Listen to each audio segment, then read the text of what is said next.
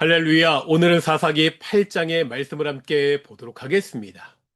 완장을 차더니 사람이 달라졌다는 말이 있습니다. 조그만 권력이라도 잡으면 그것 때문에 변하는 사람들이 많이 있습니다. 사람들에게 권력이라는 것은 사람을 망가뜨리는 유혹이 되기도 합니다. 기도원에게서도 이런 모습을 보게 됩니다. 기도원하면 이미지가 좋지요. 300명의 군사를 이끌고 10만 명이 넘는 대군을 무찌른 용사 중에 용사라는 이미지가 있습니다. 하지만 성경을 잘 읽어보면 기도원에 대한 부정적인 뉘앙스도 많은 것을 보게 됩니다.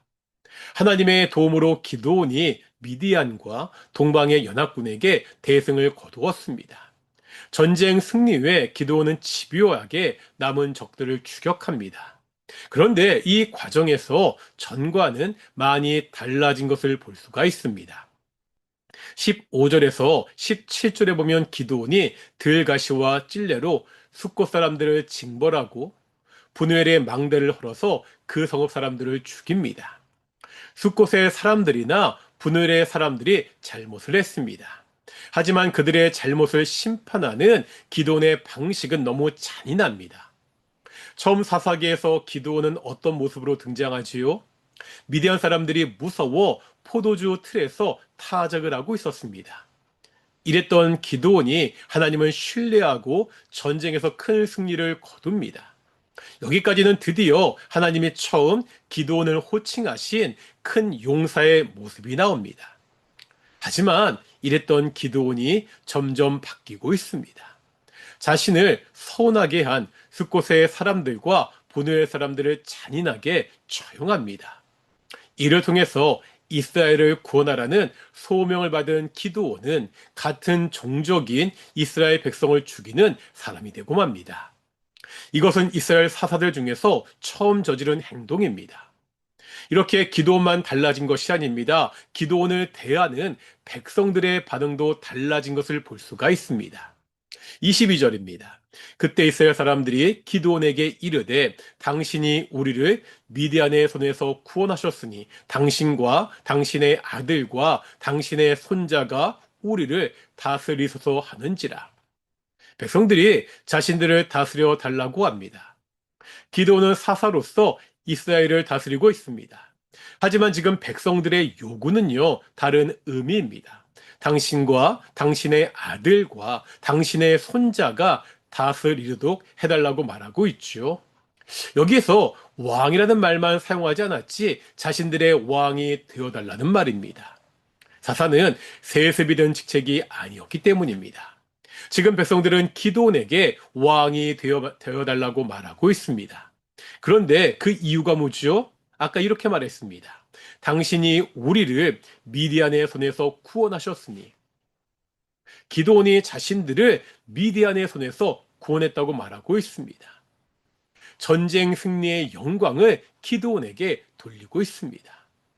기드온은 이런 백성들의 요구를 일축합니다. 23절에서 기드온은요, 여호와께서 너희를 다스릴 것이라고 말하고 있습니다. 이 말을 그냥 액면 그대로 보면 기드온의 올바른 신앙 고백입니다. 하지만 그렇게만 보기에는 석연치 않은 점들이 나타나고 있습니다. 21절에 보면 세바와 살문나를 죽이고 그들의 낙타목에 있던 초승달 장식들을 떼어서 가집니다. 초승달 장식은 미디안의 달 숭배와 관련이 있는 물건입니다. 또한 이 장식은 당시에 왕을 상징하는 장식이기도 했습니다. 승리를 한 기드온이 지금 우상 숭배와 관련된 물건, 왕을 상징하는 물건을 취하여 자신이 갔습니다. 이제 9장에 보면 기드온이 백성들에게 금을 바치게 하고서 그것으로 제사장이 입는 에봇을 만들어 자신의 성에 보관하게 됩니다. 이건 역시 자신의 영광을 드러내는 행위입니다. 이스라엘 백성은요, 이 에봇을 음란하게 섬기게 됩니다. 전쟁에서 승리한 다음에 기드온이 하나님께 영광을 돌리지 않고 오히려 자신이 그 영광을 취하는 것을 볼 수가 있습니다. 결국 어떻게 되죠? 기드온이 죽은 다음에 이스라엘 백성들은 우상을 섬기고 기드온의 가문도 홀대하게 됩니다. 이 기드온의 모습을 보면서 여러 가지를 생각하게 됩니다. 우리 인간이 얼마나 약한 존재입니까? 아무것도 아닌 우리에게 하나님이 엄청난 은혜를 베푸셨습니다. 그래도 그 은혜를 쉽게 잊고 사는 것이 우리 인간들입니다. 나에게 은혜를 베푼 하나님을 찬양하고 그분을 높이기보다는 오히려 나를 높이기에 급급한 모습이 우리 안에 있습니다. 언제나 우리가 하나님의 영광을 위해 살 수 있도록 하나님의 은혜를 잊지 않는 그러한 성도들이 되시기를 소망합니다. 기도하시겠습니다. 거룩하고 존귀하신 아버지 하나님 감사드립니다. 정말로 아무것도 아닌 우리들을 오직 하나님의 은혜로 구원하셨습니다. 우리가 이 땅을 살아가면서 이 은혜를 잊지 않은 성도들이 되기를 소망합니다.